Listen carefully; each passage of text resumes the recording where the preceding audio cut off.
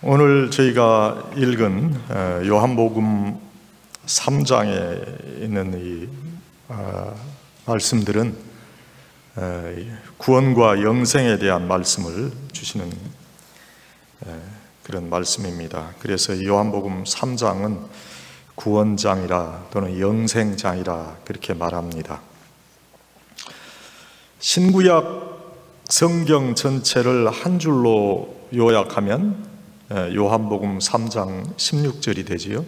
우리가 너무나 잘 아는 말씀, 하나님이 세상을 이처럼 사랑하사 독생자를 주셨으니 누구든지 그를 믿는 자는 멸망치 않고 영생을 얻으리라 하는 이 귀한 말씀, 이것이 바로 신구약 성경의 요약이지요. 그리고 이 요한복음 3장 16절을 최대한 확대하면 그것이 바로 신구약 성경이 되는 겁니다.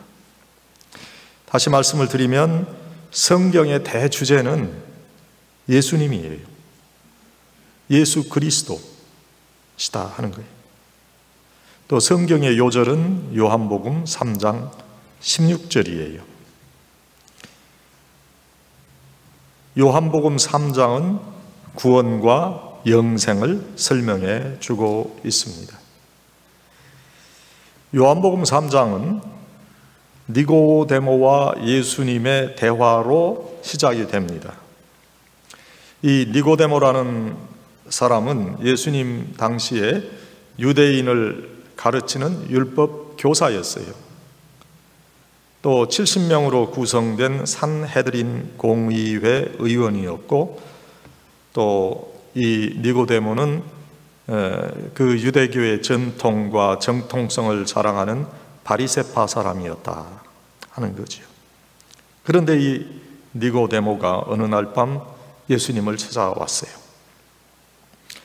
많은 주경가들이 왜 니고데모가 밤에 예수님을 찾아왔는가에 대해서 아마 그의 지위와 체면과 자존심이 가져다 준 어떤 소극적인 그런 신앙 때문에 그가 이 밤에 나왔다, 그렇게 주경합니다. 오늘날에도 이 신앙생활에 소극적인 태도를 취하는 사람들이 많이 있죠. 그러나 신앙생활은 사실은 소극적인 그런 모습을 가져서는 안 돼요. 하나님께서 어떤 말씀을 우리에게 주셨나요? 천국은 침노하는 자의 것이라고 그랬어요. 그러니까 열심히 하늘 나라의 주역이 될 수 있도록 해야 돼요. 열심히 기도하고 열심히 모이고 열심히 하나님의 말씀을 배우고 하나님의 뜻이 무엇인가 찾고, 그러한 삶의 모습을 통해서 하늘나라의 주역으로 세워진다. 일반적인 우리의 삶도 마찬가지잖아요. 사업이나 또 우리의 어떤 이루고자 하는 어떤 태스크도 열심으로 해야 되고 최선을 다해야 인정받는 거 아니겠습니까? 신앙생활도 적극적으로 해야 돼요. 그래야 확신도 생기고 그 믿음이 성장하게 된다. 그런데 이 니고데모는 그 모습을 보면 그러한 확신이 전혀 없었어요.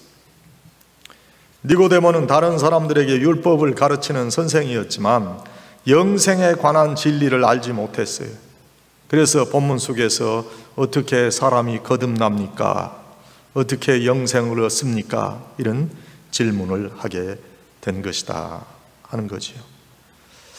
아무리 공부를 많이 하고 세상의 이치를 다 통달하고 경험이 많다 해도 인생이 어디서 왔다가 어디로 가는지 알지 못한다면 그는 영적 소경입니다. 영적 무지자예요. 인생은 분명히 하나님께서 허락하신 육신의 삶을 살게 되면 육신의 죽음이 있는 거예요. 그것을 내가 믿고 싶지 않지만 그러나 그 시간은 우리에게 다가오는 거예요. 그래서 육체의 죽음 다음에 어떠한 삶이 있는가 하는 것을 아는 사람이 지혜로운 사람이다. 요한복음 저희가 읽은 3장 36절은 그것을 잘 설명해 주고 있어요. 아들을 믿는 자는 영생이 있고 아들을 순종치 아니하는 자는 영생을 보지 못하고 도리어 하나님의 진노가 그 위에 머물러 있느니라. 이 말씀은 요한 사도에 의해서 기록이 됐거든요. 요한 사도는 예수님의 12제자 중에 한 사람이에요. 또 예수님의 사랑을 가장 많이 받은 그런 사람이기도 해요. 또 가장 오랫동안 살아서 예수님을 증거한 그런 분이에요. 그 분이 바로 이 예수님의 귀한 말씀을 우리에게 전해주고 있다. 우리 사람들이 건강하게 살기 위해서 많은 노력을 하잖아요. 네? 조깅도 하고 또 헬스클럽에 가서 열심히 운동도 하고 또 골프도 치고 수영도 하고 그렇습니다. 또 돈을 많이 들여서 보약을 먹기도 하고 또 영양식을 하면서 그렇게 살아가는 사람들이 있어요. 건강 진단도 받고 또 병원에 입원하기도 하고 약을 먹고 수술을 받기도 합니다. 왜요? 건강하게 죽지 않고 살려고 그런 노력을 합니다. 그렇다고 해서 인간이 죽지 않는 거 아니죠. 따지고 보면은 건강하다는 것, 오래 산다는 것, 잘 산다는 것, 이런 것들이 일시적인 것이지 이거 영원한 게 아니란 말이에요. 다시 말씀드립니다마는 사람은 누구나 다 죽어요. 예외가 없어요. 죽음을 앞에 두고 사람들이 취하는 태도는 크게 두 가지로 요약되지요. 하나는 두려워하고 무서워하는 그런 공포를 갖는 태도고, 다른 하나는 의연하고 초연한 자세를 취하는 그런 초월적인 자세예요. 어떻게 해서 한 가지 죽음이라는 그런 사건을 앞에 두고 공포에 사로잡히는 사람도 있고 죽음을 담담하게 받아들이고 초연한 자세를 취할 수 있는 사람이 있는가 하는 거예요. 그건 죽음에 대해서 어떤 이해를 갖는가 하는 거지요. 죽는 것으로 모든 것이 끝나버린다고 생각하면 죽음처럼 허무하고 슬프고 허전하고 정말 두려운 사건이 없지요. 그러나 죽음을 영원한 나라에 들어가는 하나의 과정이고 관문이라고 생각하면 죽음 자체가 그다지 문제가 될 수 없는 거예요. 요한복음 11장 25절에서 예수님께서 나는 부활이요 생명이니 나를 믿는 자는 죽어도 살겠고 무릇 살아서 나를 믿는 자는 영원히 죽지 아니하리니 이것을 내가 믿느냐. 죽음 뒤에 오는 것이 영생이고 영원한 천국인 것을 믿는 사람이라면 죽음 때문에 두 눈을 감지 못할 이유가 없는 거예요. 태국에 선교사로 가서 선교 활동을 일생 하다가 미국으로 돌아와서 세상을 떠난 윌리엄 빌 맥캘리스트라고 하는 그런 선교사가 있어요. 평소에 가난한 사람들과 불행한 사람들을 위해서 자신의 재산, 자신의 삶을 모두 다 희생하고 헌신한 사람이었어요. 그런데 이분이 1983년에 암으로 세상을 떠나게 되고 장례식을 치르게 됐어요. 그의 장례식을 알리는 그런 부고가 평소에 그를 아끼고 존경했던 분들에게 배달이 됐습니다. 그런데 그 장례식에 오라고 한 그 부고가 아주 이색적이었다고 그래요. 그것은 이 맥캘리스트 선교사의 삶의 축하식에 귀하를 초청한다 하는 내용으로 그 부고가 작성됐기 때문이에요. 장례식 부고가 아니라 축하식 초청장이에요. 그날 그 장례식엔 시종 이 선교사 맥켈리스트의 고귀하고 아름다웠던 삶을 축하하고 기억하는 그런 순서로 진행이 됐어요. 5사람이 축사를 했답니다. 큰 딸도 축사를 했고 친구들도 축사를 했습니다. 이 세상에서 아름답게 살았던 그의 생애가 축하를 받았고 영생의 나라에 들어간 그의 삶이 축하를 받게 됐다. 우리가 사실은 이러한 모습으로 우리의 장례식을 거행해야 되고 또 이러한 의식을 가지고 우리가 우리의 죽음을 받아들여야 될 것이다 하는 거예요. 엄격한 의미에서 가장 행복한 죽음은 그가 살아있는 동안에 이룩한 아름답고 고귀한 삶의 내용들 때문에 축하를 받고 영원한 천국에 들어갔기 때문에 축하를 받는 것이어야 한다. 죽었는데 아유 잘 죽었다 그런 얘기를 듣는다든지 꼭 죽어야 될 사람 죽었다 그런 이야기를 듣는다면 이건 참 주님의 영광을 가리는 것이죠. 그래서 우리에게 어떻게 사느냐, 어떻게 죽느냐, 죽은 뒤에 어디로 가느냐, 이 3가지 문제는 아주 중요한 거예요. 더 중요한 것이 오늘 본문 36절의 말씀에 기록이 되어 있어요. 믿는 자는 영생이 있고 순종치 아니하는 자는 하나님의 진노가 그 위에 머물러 있다는 사실이에요. 그래서 우리가 예수를 믿는다고 하는 것의 근본적인 목적이 무엇인가 하는 것을 알고 우리가 예수님을 믿고 교회 신앙생활을 해야 되는 거예요. 교회에 나와서 사랑하는 성도들을 만나고 아름다운 친교를 갖고 이 아름다운 교회에 예배에 내가 참석하는 그것이 내가 교회를 나오고 예수를 믿는 어떤 원인이 된다면 그것은 뭔가 우리가 조정을 해봐야 되는 거예요. 하나님께서 내게 허락하신 이 영생을 얻은 하나님의 백성으로서 다시 한번 그 영생을 확인하는 거예요. 예배 시간에 구원받은 하나님의 백성임을 확인하는 거예요. 모든 성도들과 함께 그 아름다운 교제를 나누는 거예요. 이 땅에 살지만 이미 하늘나라를 살아가는 하나님의 백성으로서 우리가 성도를 바라다보고 그 성도가 나를 바라다보는 그러한 교제를 갖는 거예요. 종말론적인 교제를 갖는다고 그래요. 그런데 그런 의식이 없이 우리가 그저 이 세상에서의 하나의 모임으로 이 예배 모임을 생각한다면 그것은 아주 잘못된 거예요.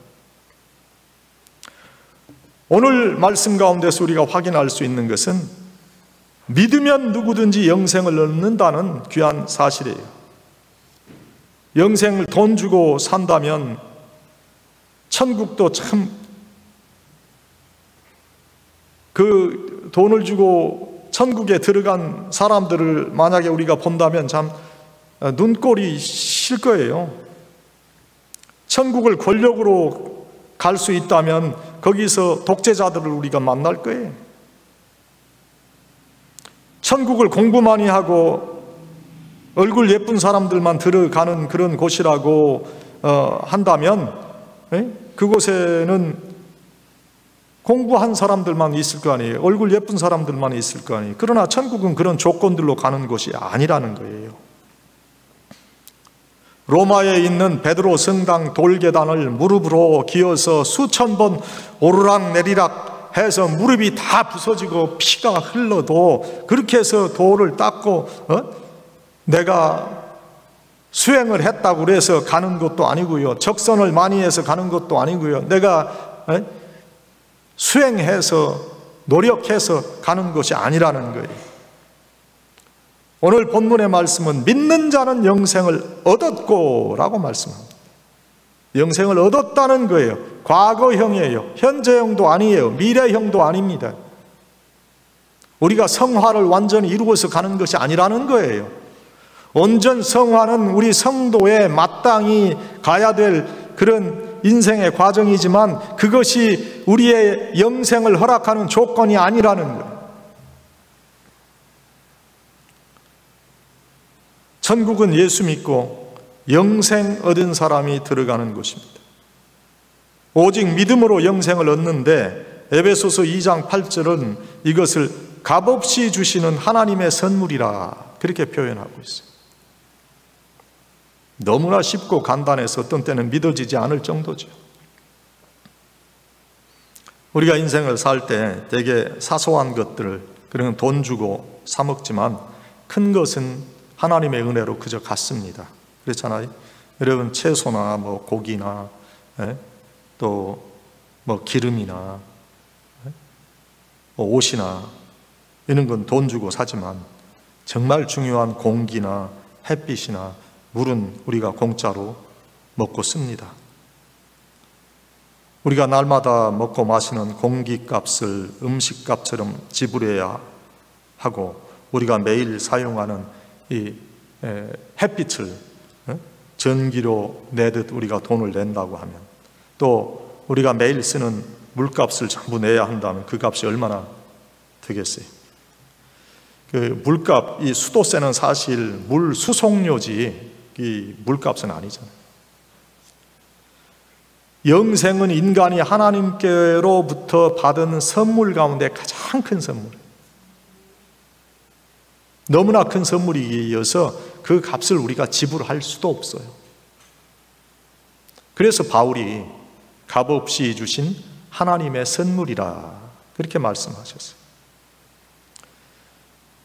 선물이라는 그 히브리 단어를 보니까 네데라는 말이 있는데 그 뜻은 아낌없이 내어 던진다는 뜻이고 또 쇼하드라고 하는 그런 단어 뜻이 있는데 그 뜻은 속전을 주고 몸을 구해낸다 하는 뜻이에요. 영생은 예수님이 자신을 아낌없이 내던지고 그 대신에 우리를 건져내신 위대한 선물이다. 그래서 이 선물은 누구든지 믿으면 받게 되는 거예요. 그런데 그 믿음을 다 갖지 못한다는 데 문제가 있어요. 믿어지지 않는 걸 어떻게 해요? 그걸 자꾸 합리성으로 생각해 보려고 그러고 이런 과학적인 어떤 증거를 가지고 그걸 뭐 해보려고 그러는데 그게 우리의 합리성이나 과학적인 어떤 검증으로 그게 확인이 됩니까? 그건 내 마음속에 확신으로 초월적으로 임하는 거예요.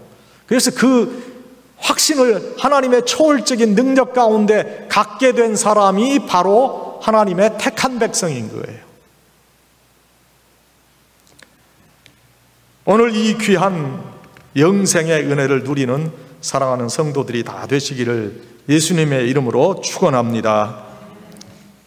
축원합니다. 그래서 이 귀한 믿음으로 얻는 구원의 진리를 전하는 자가 돼야 된다.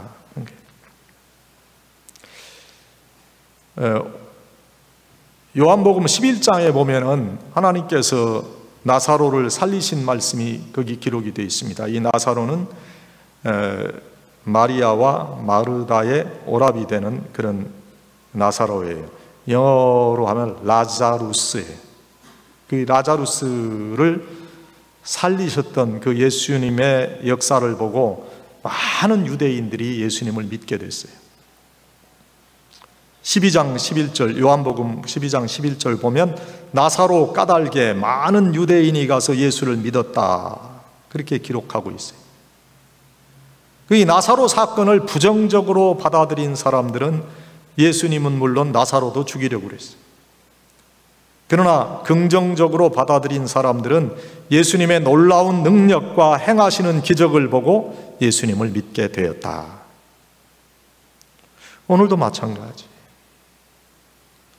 하나님의 말씀을 들으면 어떤 사람들은 충격과 감동으로 그 말씀을 받고 회개하고 예수님을 다시 확신하고 새로운 삶을 결단하는가 하면 어떤 사람들은 말씀을 들으면 들을수록 점점 더 마음이 완악해지고 경직되는 그런 사람들도 있다. 병든 사람이 고침받고 또 죄인이 새롭게 변화되는 사건 보면서 어떤 사람들은 놀라고 감격하는데, 그래서 자신의 신앙을 더 견고히 다져나가는데, 어떤 사람들은 그 똑같은 사건을 보면서도 더 비판적이고 부정적인 그런 마음을 가지는 그런 사람들이 있다. 이 나사로의 일을 우리가 보면서 예수님께서 너희가 나를 믿지 못하면 내가 행하는 그 일을 가지고 믿음을 좀 가져라, 그런 말씀을 하셨어요. 그러니까 나사로가 살아난 것을 보고 예수 그리스도를 전하는 것과 같이 우리도 이러한 놀라운 역사가 우리 공동체에서 일어나고 그것을 전하는 그런 하나님의 백성들이 돼야 된다. 이 진리를 전하는 자가 돼야 돼. 이 진리를 전하는 것은 우리 일생의 사명이에요. 예수님께로부터 주어진 대위임령이에요. 우리가 미리 판단해서는 안 돼요. 때를 얻든지 못 얻든지 말씀을 전해야 돼. 많은 이들이 주의 택한 백성이 되도록 복음을 전하는 거예요. 마지막 시대의 영적 추수의 일꾼으로 우리가 세워져야 된다 하는 거예요. 이것은 영원히 살고 영원히 죽는 문제예요. 아주 중요한 그런 이슈다 하는 거예요. 오늘 또 하나의 나사로가 있지요. 저 성경에 보면 우리가 이 나사로, 예수님께서 살리신 그 나사로가 있는 반면에 또 예수님께서 비유의 말씀으로 알려주신 그 나사로가 있는 것을 우리가 아는데, 그 누가복음에 나오는, 누가복음 16장인가요? 그 나사로가 나오죠. 그 나사로가 그 예수님의 비유의 말씀인데, 이 땅에 살 때는 거지같이 살았어요. 개들이 이 나사로의 그 상처를 핥는 이런 비참한 삶을 살았는데, 그는 귀한 믿음을 가지고 하늘나라에 갔다. 그런데 그 나사로와 반대에 이 땅에서 아주 호화로운 삶을 살았던 부자는 천국에 가지 못하고 그는 지옥에 간 거예요. 그러니까 그가 아브라함에게 내가 다시 이 땅에 사는 우리의 형제들에게 좀 가서 이 천국과 지옥을 얘기할 수 있게 해달라 그러잖아요. 그래 뭐라고 그래요? 이제는 갈 수 없다는 거예요. 한번 죽었으면 그것으로 끝이지 가서 다시 얘기해 줄 수 없다.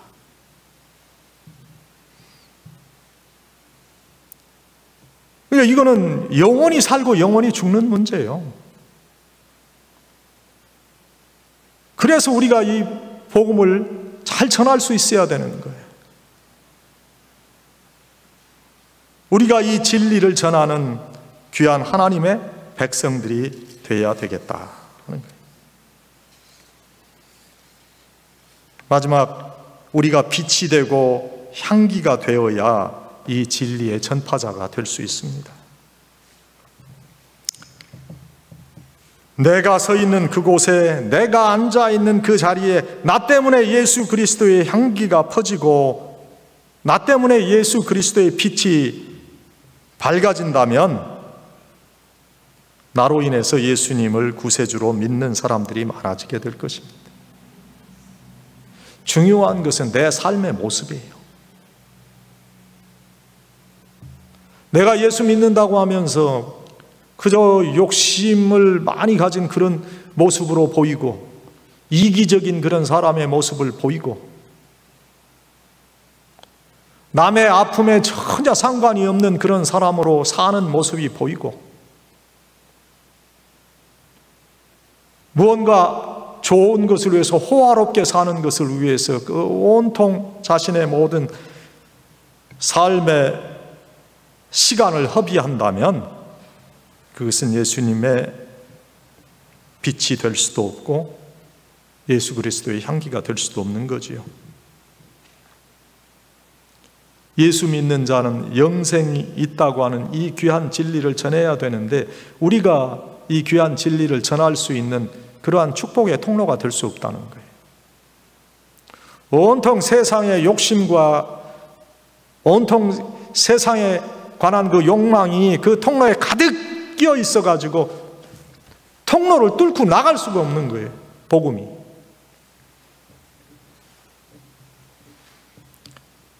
사도행전 7장 54절 이하를 보면 초대교회 집사였던 스데반 집사님의 장렬한 순교 장면이 기록되고 있습니다. 그는 유대인들에게 예수님을 십자가에 못 박아 죽인 죄를 지적하고 회개할 것을 외쳤어요. 그러한 그의 위대한 설교를 듣고 난 유대인들의 반응이 7장 54절에 이렇게 기록이 되고 있습니다. 저희가 이 말을 듣고 마음에 찔려 저를 향하여 이를 갈거든. 여기서 말하는 찔렸다, 이건 그들이 뭔가를 알았다는, 깨달았다는 거예요. 그리고 그것이 그들에게 걸림돌이 되었다는 거예요. 그리고 분노해서 스데반 집사님을 죽이게 됩니다. 자, 그런데 우리는 이 사건 속에서 이 스데반 집사님이 돌에 맞아 죽지만 그는 감사함으로 하나님께 기도하고 하늘나라를 바라다 보았습니다. 그 모습을 본 사람 가운데 위대한 복음의 전도자가 나타나게 됩니다. 스데반 집사님이 돌에 맞아 죽을 때 강렬한 인상과 충격을 받은 한 사람이 있었는데 그 사람이 바로 나중에 사도 바울이 된 사울이라는 사람. 그도 맨 처음에 스데반 집사님을 돌로 칠 때 거기에 참여해서요, 그도 아마 돌을 던졌을 거예요. 그리고 나 여기 있었다고 옷을 벗어서 거기서 증거했다. 무엇이 스데반이 저렇게 돌에 맞아 죽어가게 했는가? 저렇게 돌에 맞아 죽으면서도 자기를 향해서 돌을 치는 사람들을 원망하지 않고 천사의 모습을 하고 죽을 수 있었는가? 그것이 이 사도 바울의 마음속에 남아 있었을 거예요. 그리고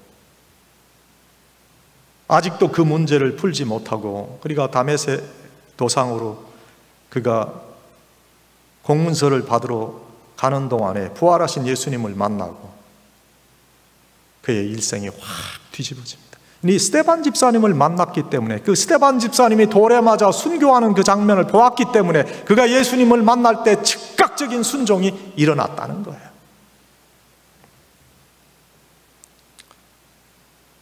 그로 인해서 얼마나 많은 사람들이 예수의 사람이 되었습니까? 그는 예수 믿는 사람들을 죽인 사람이었습니다.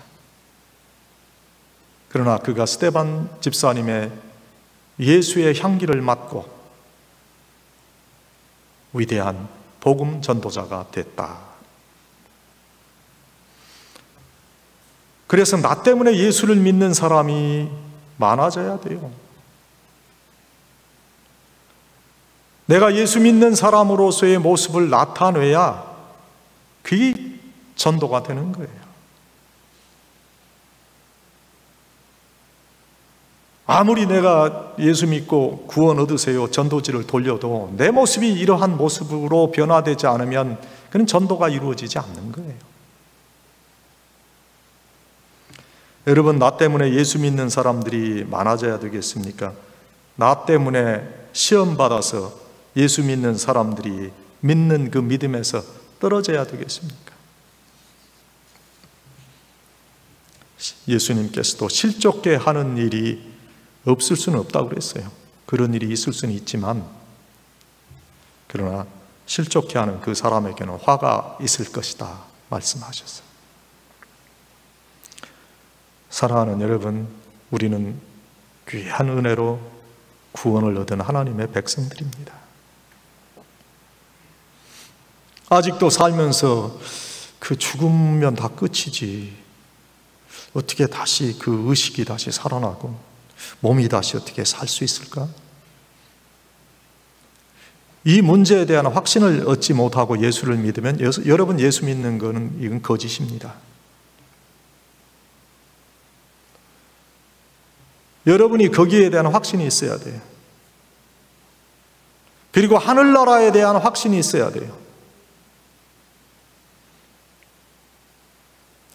그렇지 않으면 이것을 확신하기 위해서 이것이 내 마음에 믿어지도록 주님 앞에 기도해야 되는 거예요. 이거는 영원히 살고 영원히 죽는 너무나 귀중한 문제이기 때문에 오늘 이 자리에 앉아있는 우리들만이라도 이걸 확신해야 돼요.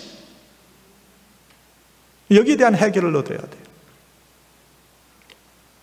믿는 자에게 영생이 있다고 그랬습니다. 오늘 이 귀한 믿음을 하나님께로부터 허락받고 그리고 영원한 하늘나라를 바라다보며 믿음으로 살아가시는 복된 성도들이 다 되시기를 간절히 축원합니다.